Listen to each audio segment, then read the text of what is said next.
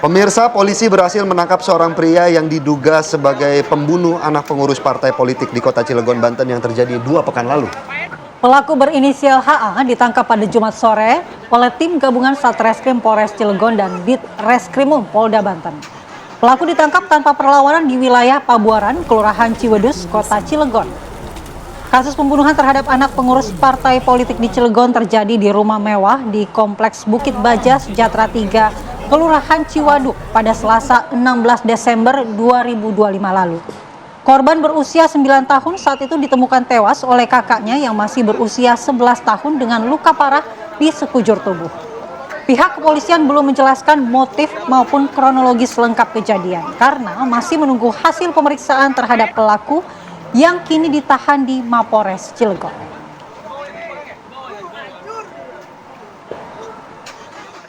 Di dalam nih masih diperiksa. Kan udah ditangkap? Sudah. Berarti sudah nanti kan akan kita rilis.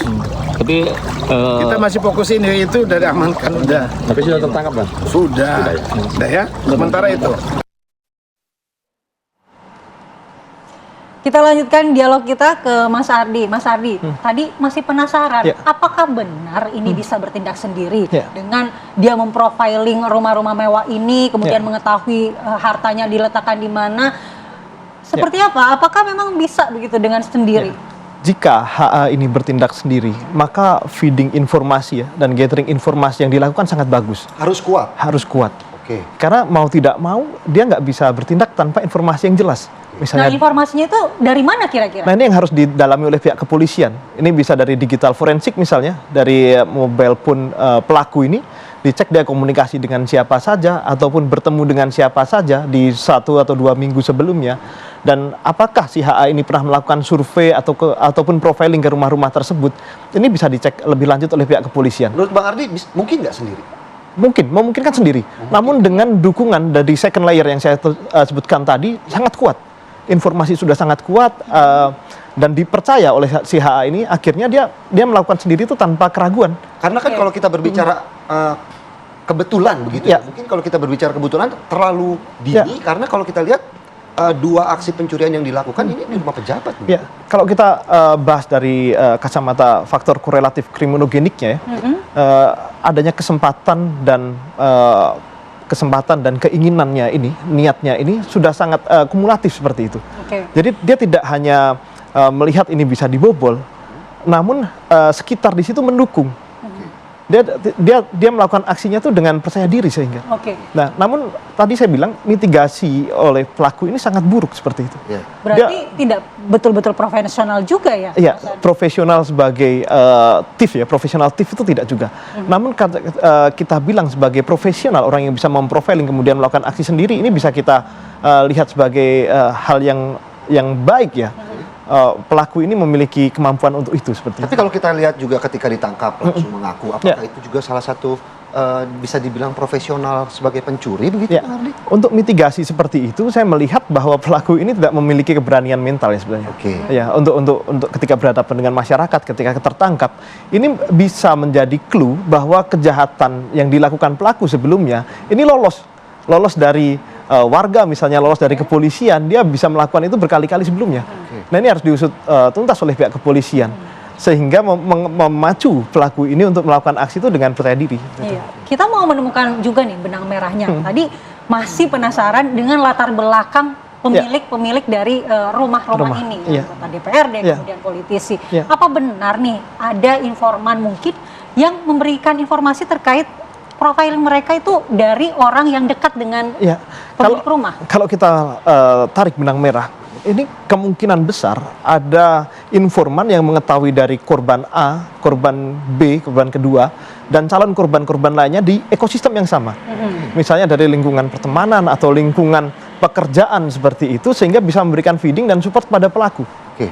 Dan kita masih menunggu hasil penyelidikan ya. Apakah mungkin bahwa pelaku ini akan berbagi hasil misalnya dari hasil curian itu kepada pihak-pihak lain yang memberikan informasi tersebut. Tapi pernah nggak Bang Ardi melihat kasus-kasus serupa seperti ini juga terjadi sebelumnya? Ada beberapa case seperti itu. Jadi pencuri yang melakukan aksinya sendirian, namun support sistemnya itu sangat kuat. Kita berbicara targetnya. Targetnya ini pejabat-pejabat ada kasus seperti ini? Targetnya kalau saya lihat ini yang dilihat pelaku bukan pejabat ya, namun harta yang dimiliki oleh dari korban tersebut.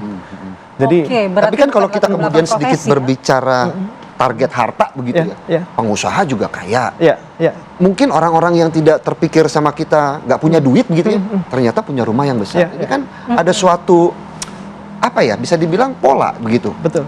Yang kita lihat adalah ekosistem tadi. Ekosistem korban A, korban B, dan calon-calon korban itu berada di ekosistem apa. Dan itu yang memberikan support ataupun feeding informasi kepada pelaku. Sehingga pelaku ya ini A1 nih, infonya A1 ini. Tinggal jalan dia sudah pede. Kita juga melihat lokasi pencurian pertama dan pencurian kedua sama-sama dilakukan di daerah yang sama, Cilegon, Banten. Apakah memang dia melokalisasi target pencuriannya? Ya, dia melokalisir wilayah pencuriannya karena dia percaya diri dengan penguasaan wilayahnya. Misalnya ketika dia tertangkap dia akan kabur kemana? Dia akan lari kemana? Dia akan menghubungi sama. Maaf, saya potong. Biasanya kalau habis melakukan pencurian atau aksi-aksi kejahatan, dia akan lari keluar kota begitu. Iya. Kalau saya melihat dari case pertama, pelaku ini sudah percaya diri tidak akan tertangkap. Ada unsur tersebut.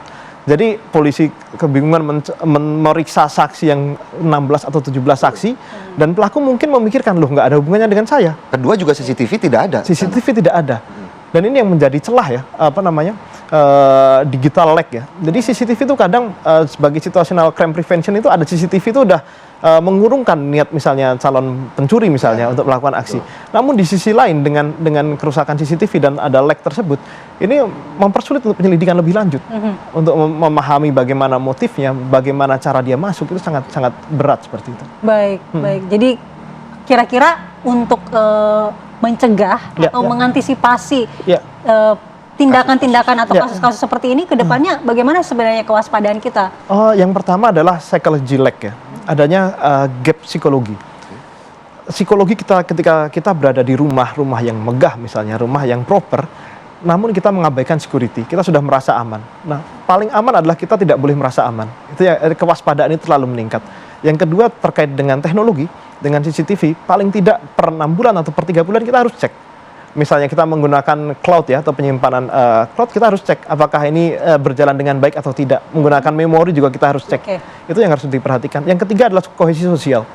Walaupun kita berada di lingkungan yang cenderung komunikasi dan interaksinya rendah, kita harus mengenal baik dan mengenal betul dengan tetangga sekitar kanan kiri kita. Karena itu juga akan membantu. Itu sangat membantu ketika terjadi aksi pencurian ataupun perampokan seperti itu. Terima kasih Mas Ardi. Terima kasih Mas Ardi untuk waktunya pada pagi hari ini. Kita berharap bagaimana perkembangan dari kasus ini masih menarik karena pihak kepolisian juga masih terus menyelidiki apakah ada kemungkinan pelaku lain atau justru macet di pelaku yang sudah tertangkap.